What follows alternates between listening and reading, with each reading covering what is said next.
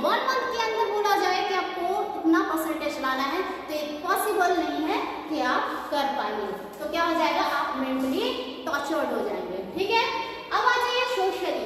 जितना जरूरी physical fit होना जरूरी है, मेंटल फिट होना जरूरी है, उतना ही जरूरी सोशल भी जरूरी है।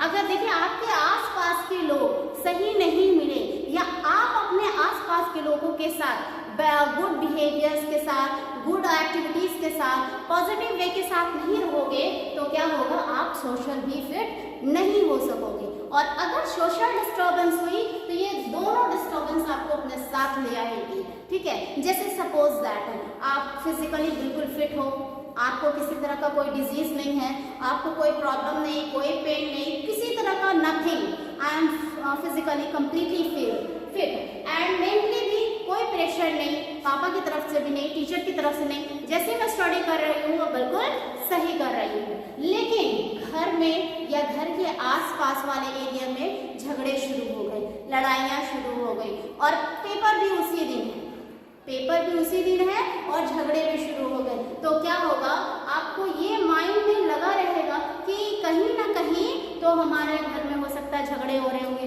किसी को मारपीट हो रही होगी। तो क्या होगा, आपका मेंटल, आपका माइंड भी उधर ही डाइवर्ट होगा। आप फिजिकली वहाँ प्रेजेंट होंगे लेकिन माइंड से क्या होगा, डिस्टर्ब हो जाएंगे। और जब माइंड से डिस्टर्ब हो जाएंगे तो फिजिकली फिट होकर के भी वहाँ आप राइट नहीं कर पाएंगे सही से। तो सोशल विंग भी हेल्दी होना उतना ही जरूरी है।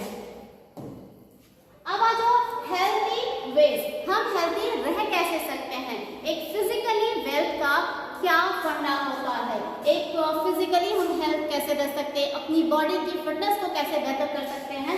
तो ईट प्रॉपर न्यूट्रिशन, ठीक है, ईट प्रॉपर न्यूट्रिशन, हमें प्रॉपर तरीके से न्यूट्रिशन लेने चाहिए क्योंकि एक बॉडी को, हमारी बॉडी जो है कॉम्प्लेक्स बॉडी है। ठीक है, तो उसमें कार्बोहाइड्रेट, फैट, विटामिन, प्रोटीन, ठीक है, मिनरल्स, इन सारी चीजों की आवश्यकता होती है। इन सारी चीजों को कंप्लीटली प्रोटीन को देना हमारी बॉडी को जरूरी है, इसलिए हमें कंप्लीट फूड लेना चाहिए। और स्लीप 7 to 8 आवर पर नाइट, हर नाइट को 24 आवर में, 24 घंटे में हमें 7 से